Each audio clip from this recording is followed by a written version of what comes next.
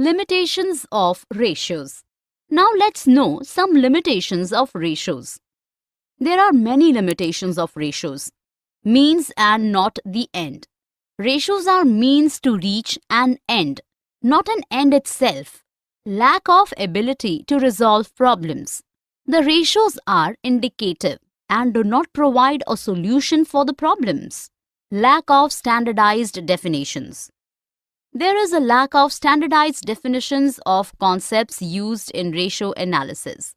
For example, there is no standard definition of liquid liabilities. Lack of universally accepted standard levels. There is no universal standard which tells the level of ideal ratios. Universally acceptable, and in India, the industry averages are also not available.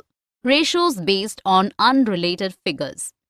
A ratio calculated for unrelated figures would be a meaningless effort. Types of ratios.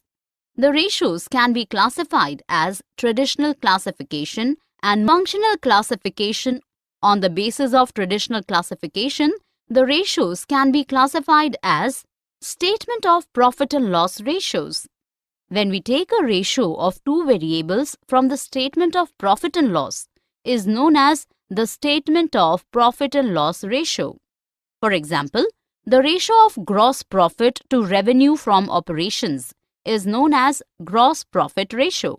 Balance sheet ratios. When both the variables are from the balance sheet, then they are called balance sheet ratios. For example, ratios of current assets to current liabilities, known as current ratio. Composite ratio. It is a combination of two ratios from different statements, like one variable from the statement of profit and loss and another variable from the balance sheet. It is called composite ratio. For more such videos on all subjects, practice questions and a lot more, download iPrep and learn unlimited.